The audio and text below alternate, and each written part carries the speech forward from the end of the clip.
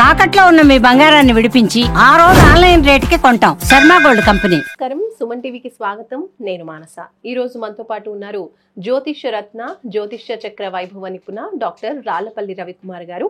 వారితో మాట్లాడదాం. జూలై మాసానికి సంబంధించిన రాశి ఫలాలు ఏ విధంగా ఉన్నాయి అనే విషయాలు తెలుసుకుందాం. గురుగారు నమస్కారం అండి. నమస్కారం. గురుగారు, జూలై మాసానికి సంబంధించి ద్వాదశ రాశుల యొక్క రాశి ఫలితాలు తెలుసుకోబోయే ముందు గ్రహ సంచారం ఏ విధంగా ఉందో తెలుసుకుందాం. తప్పకుండా అమ్మా.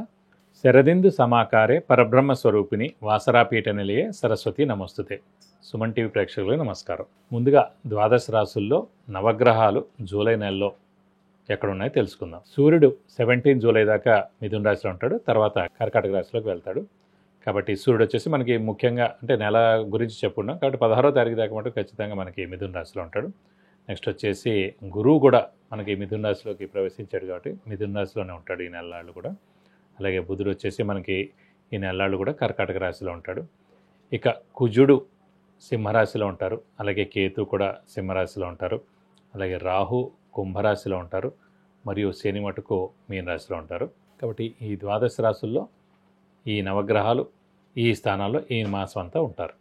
గురుగారు, మరి మిథున రాశి వాళ్ళకి జూలై మాసం ఏ విధంగా అనుకూలించబోతోంది, ఏ విషయాల్లో అనుకూలతలు కనిపిస్తున్నాయి తెలియజేయండి. తప్పకుండా. మిథున రాశి అనగానే మనకి మృగశిర 3-4 పాదాలు, ఆరుద్ర 1-2-3-4 పాదాలు, పునరస్ 1-2-3 పాదాలు, ఈ నక్షత్రాల సమూహంతో మనకి మిథున రాశిలోకి వస్తుంది.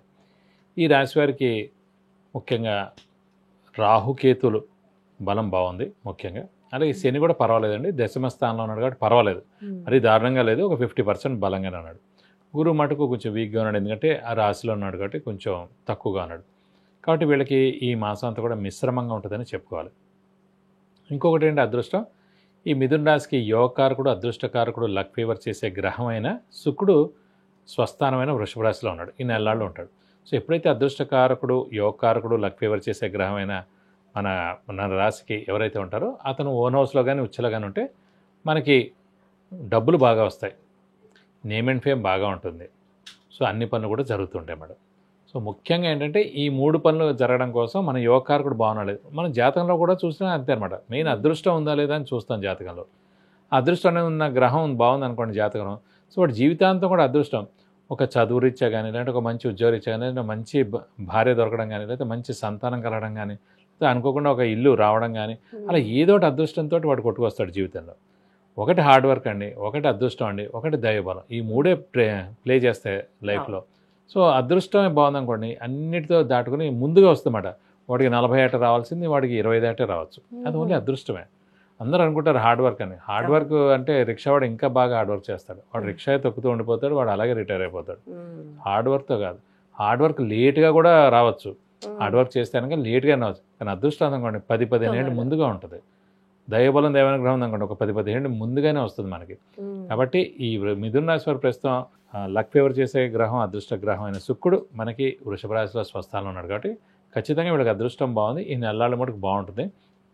అక్కడ శని బలం కొంచెం తక్కువగా ఉన్నా, గురుబలం తక్కువగా ఉన్నా కూడా ఖచ్చితంగా బాగుంటుందని చెప్పుకోవాలి. మరి మిథున రాశి వాళ్ళు అంటే వ్యాపారస్తులు ఎవరైతే ఉంటారో వాళ్ళకి ఎలా ఉంటుంది?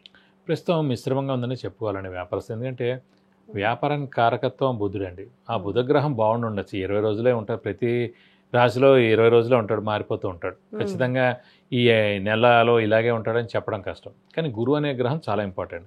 గురువు అనే గ్రహం మటుకు మిథున రాశిలో ఉండిపోయాడు కాబట్టి కొంచెం మిశ్రమ ఫలితాలు ఇస్తాడు. అందుకే అది ఎక్కువగా అంత సక్సెస్ ఉండదు వ్యాపారస్తులకి. కాబట్టి కొత్త వ్యాపారం స్టార్ట్ చేయకుండా ఉండడం, ఎక్స్పాన్షన్ జోన్కి వెళ్లకుండా ఉండడం, క్రెడిట్స్ ఇవ్వకుండా ఉండడం, అప్పుల వాళ్ళ పెడతా తప్పదు, కొత్త అప్పులు చేయాల్సి ఉంటుంది. కాబట్టి వ్యాపారస్తులు మటుకు మిశ్రమంగా ఉంది కాబట్టి కొంచెం జాగ్రత్తగా ఉంటే సరిపోద్ది ఈ మాసం అంతా.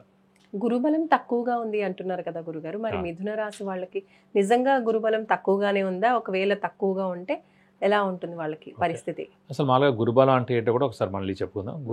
గురువు అంటే మెయిన్గా దైవబలం, దైవానుగ్రహం. శుభగ్రహాలందరికీ గురువు గారు వచ్చేసి ఈ గురువే. ఈ గురువు అంటేనే బృహస్పతి. కాబట్టి ప్రతి రాశి నుంచి 2, 5, 7, 9, 11 స్థానాల్లో గురువు సంచరించినప్పుడు సంవత్సరం కాలం పాటు అక్కడే ఉంటారు. సో ఈ సంవత్సర కాలంలో పాటు మీరు అనొచ్చు చిన్నపిల్లలకి ఏముంటుందని అని అనొచ్చు.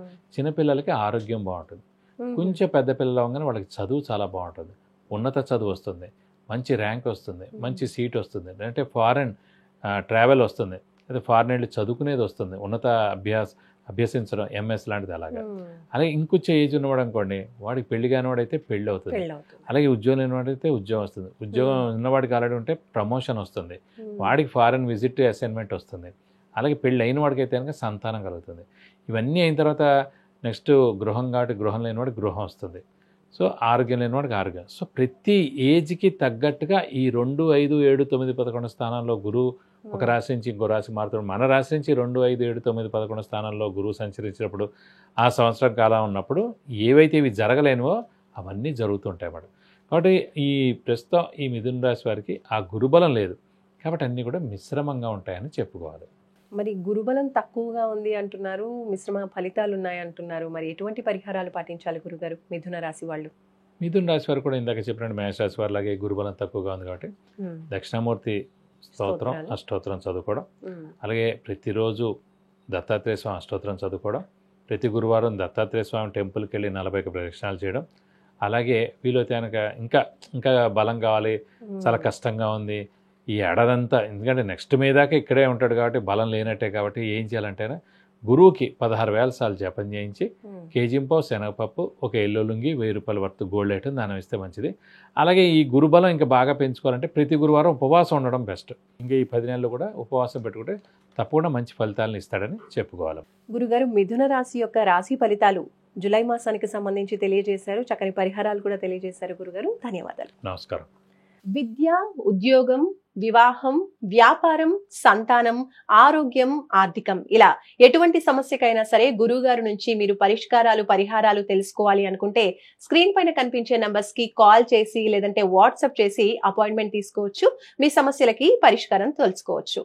చూసారు కదండి, ఇది మిథున రాశికి సంబంధించి జూలై మాసంలో ఉన్నటువంటి ఫలితాలు, అలాగే పాటించవలసిన పరిహారాలు. చూస్తూనే ఉండండి సుమన్ టీవీ. నమస్తే.